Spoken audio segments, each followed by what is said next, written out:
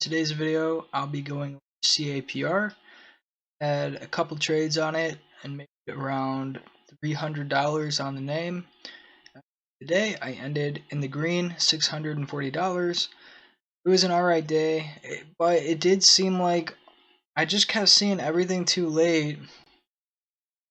And when I felt something was slow or choppy, I wouldn't get involved, and it turns out it was like a really good entry zone, and I should have got it involved, and then I just kind of chased some stuff. Even these trades on CAPR, I would consider a bit of a chase, just missing the good entry zones all day on everything.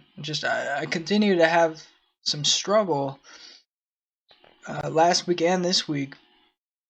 I mean, I'm green. All 5 days last week were green. I'm green 4 out of 4 green days this week. That's great, but I know I'm missing my mark. I know that I'm not trading to my potential. I know I'm slipping a bit. So I do need to call myself out on that, because I'm tired of not being sharp. It's frustrating when you know you can do so much better and you're just not quite all there, all focused. So I'm gonna go over real quick. So in the morning, it formed a really nice setup that you could have taken right here around 498. Really nice entry zone. Risking 495 seems reasonable. And then it just uptrends, and again you get another entry wedge, which you could have taken at 511, risking 507.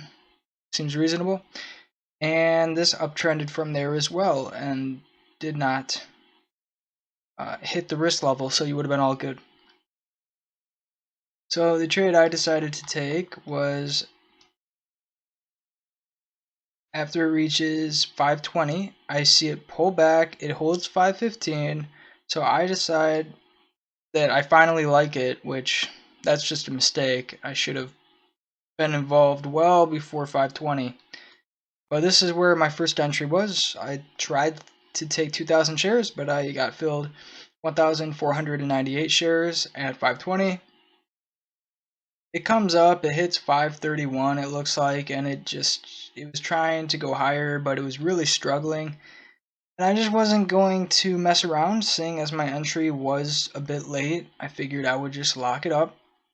So I sold the shares at 528. How much is that? I think it's about $120 or $130. Okay, so after I sell it, it does come down, but it holds a higher low, and it starts to consolidate again. So I noticed this consolidation and decided I would take the 530 breakout to try to retest some breakout levels. So I take 1,000 shares at 532. Sorry, 5.9. Alright, so I bought it right here. Getting my orders mixed up. And then I sold it at 532. The reason why I sold it is because for 5 minutes it just sat there, barely could do anything. I thought it was going to pull one of those like pop in drops on me. I didn't want to get dumped on, so I just got out of the way. But then just a few minutes later, I noticed something. It holds 530s, and then a 15,000 share bid prop appears at 532. So once I saw that large bid, it gave me the confidence that, okay, I can re-enter. This is just taking a little longer than I expected, but the support's there and I can at least try it again. So I took 1,000 to 533, and I actually could have taken much more, because after I bought it, it sat there for a minute, and I could have bought it again at 533. even 534. I should have taken 2,000 shares. There's really no reason for me not to. There was a large enough support that I should have taken 2,000 shares and I didn't. So I guess that's just like a confidence problem. Anyways, I do get the uptrend that I was looking for, and I end up selling it on the way down at 551. I guess not completely on the way down. Right here. Kind of a bad sell, I guess. Sell it right in here.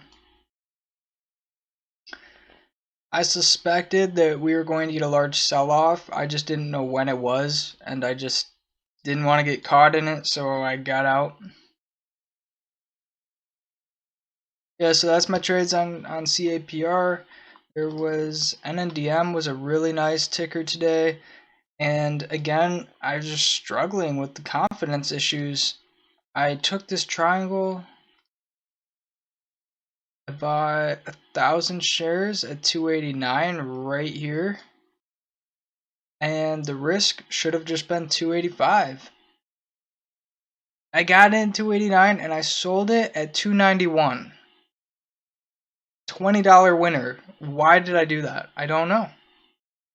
I don't know what the heck is happening with me, but I sold it at 291. What am I doing? It's just, I have no idea what I'm doing. Stick to your plans. It's that simple. Stick to your plans. I had $500 of upside for my entry, and I locked up $20. That's horrendous. That's so bad. So, like I said, I'm really struggling this week for whatever reason.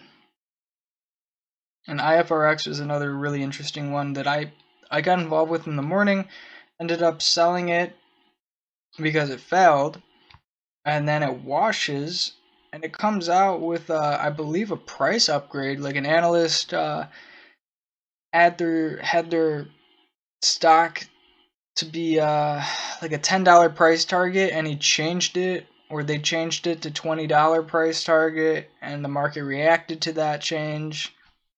I don't know why the market reacts to analyst upgrades. It just I don't really get it, but they do, and that pumped really hard, and I misplayed this quite a bit as well. But you know, those are just a few of the tickers, and that's really all I wanted to talk about. I mean, there was a lot of plays today. There's a, you know, sometimes there's a lot of opportunity, and if you're just not trading sharp, you won't do good. You just won't do good. All right. I think I'll wrap it up there. So hopefully I can regain some focus and trade sharp. Still though, $640 today. Not bad. Alright, thanks for watching. You can like and subscribe if you enjoyed the video, and I'll see you on the next one.